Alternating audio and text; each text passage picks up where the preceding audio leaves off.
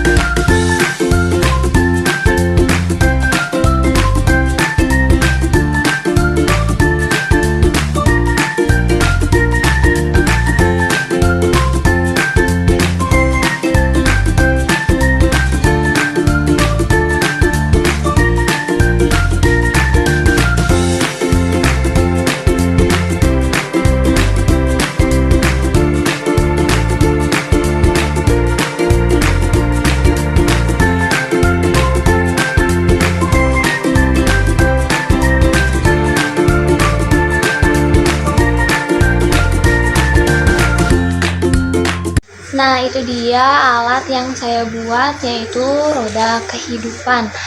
Nah, di sini tuh ada beberapa aspek ya teman-teman. Jadi di sini tuh permasalahan dalam kehidupan itu yang paling sering gitu ya. Di antaranya itu ada pendidikan, ada pekerjaan atau karir, keluarga, keuangan, sosial, dan asmara. Nah, tujuan saya membuat roda kehidupan ini tujuannya itu untuk mempermudah pada saat sesi konseling, dimana misalkan ketika kita mendapatkan klien yang memang si kliennya itu kurang terbuka sama kita, ataupun mungkin kliennya bingung permasalahan apa yang sedang dia alami. Nah, cara untuk menggunakan roda kehidupan ini kurang lebih misalkan ada klien ya datang gitu. Nah, terus memutar ini.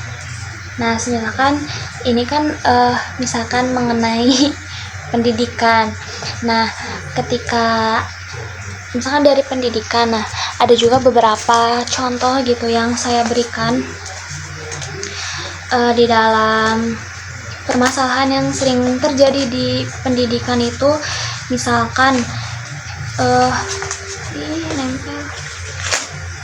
Nah, misalkan seperti ini, kayak jadi nantinya tuh kayak muncul beberapa gambar permasalahan yang ada di sekitaran sekolah ataupun ya sekitar pendidikan gitu. Misalkan ini kayak dijauhi oleh teman atau yang lainnya. Nah, misalkan dalam pekerjaan. Nah, dalam pekerjaan itu banyaknya tekanan gitu ya, kelelahan ataupun apa gitu. Nah, terus ada juga ya tekanan dari atasan seperti apa, seperti itu. Dan juga misalkan permasalahannya dari keluarga misalkan. Terus misalkan klien tuh milih di antara foto gambar-gambar yang tersedia gitu ya. Sini kan ada kayak anak broken home dan juga kurangnya kasih sayang atau orang tuanya tuh sibuk gitu, kurang waktunya sama anaknya sendiri gitu. Nah, kurang lebih seperti itu roda kehidupan yang saya buat ini untuk mempermudah klien agar bisa lebih terbuka pada saat sesi konseling. Mungkin hanya itu, mungkin hanya ini alat kreatif yang saya buat gitu. Terima kasih. Wassalamualaikum warahmatullahi wabarakatuh.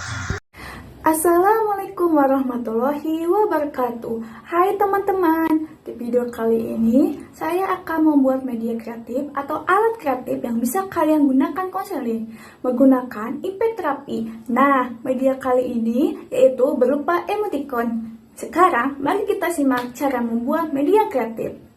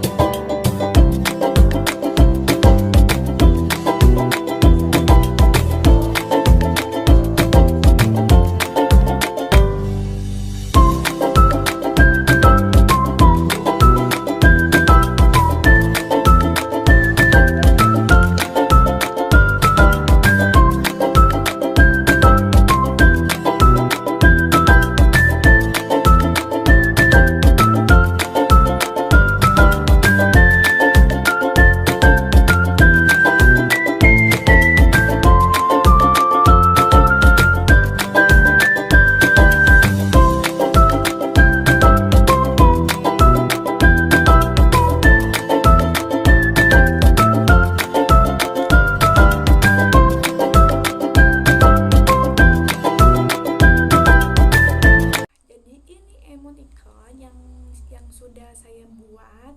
Di sini saya akan menjelaskan kenapa saya memilih media kreatif emoticon ini.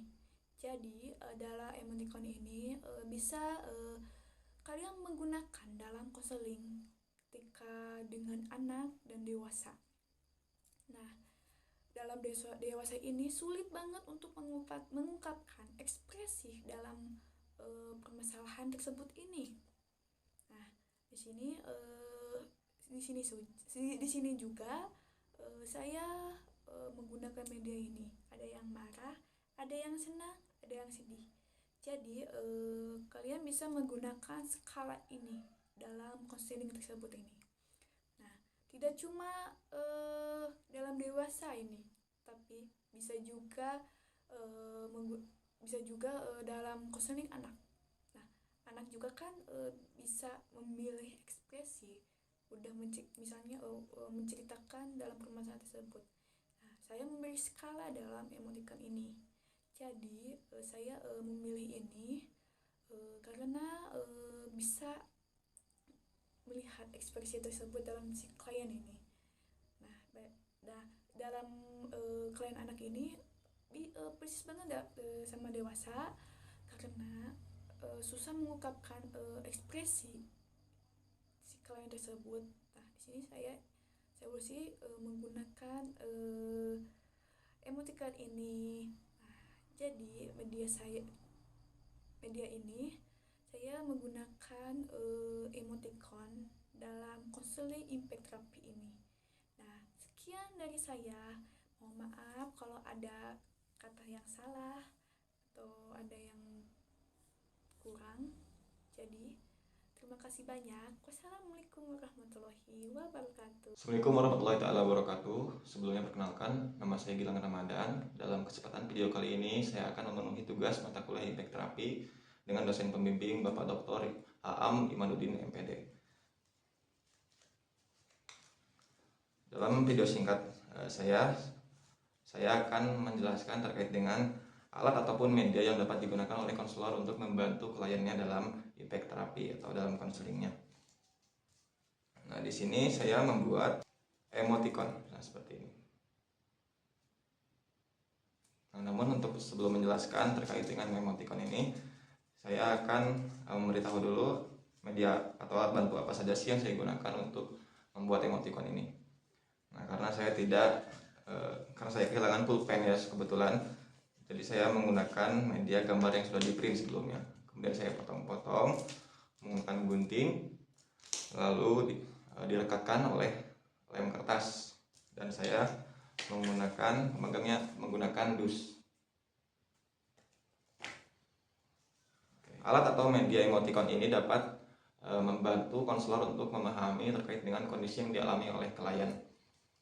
Misalnya klien dalam keadaan apa, maka dia akan memberitahunya dengan menunjukkan emoticon yang dipilih, misalnya ini atau yang lainnya. Seperti apa sih bentuk pertanyaan ataupun praktek yang dapat digunakan untuk mengaplikasikan media ini atau alat ini.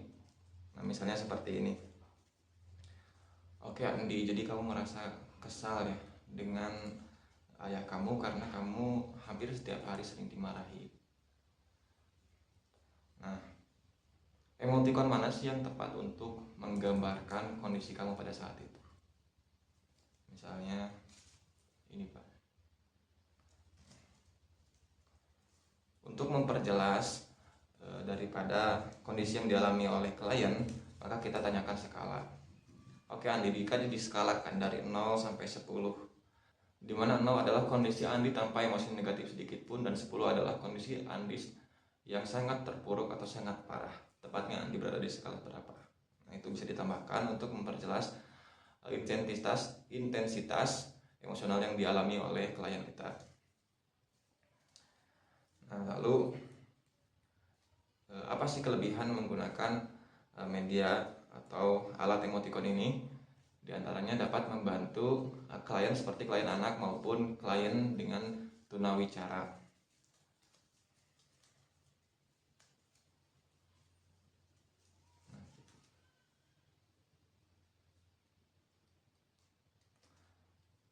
Di sini ada 5 emoticon. Netral, kemudian ada bahagia, kemudian senang atau baik-baik saja,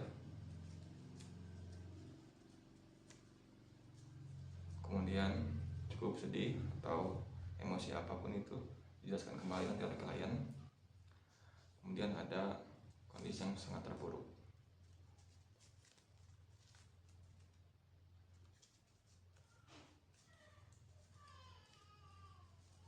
Mungkin cukup sekian video pemaparan terkait dengan impact terapi yang biasa saya berikan. Mohon maaf apabila ada kekurangan dalam penyampaian saya. Wabillahi taufiq wal hidayah. Wassalamualaikum warahmatullahi wabarakatuh.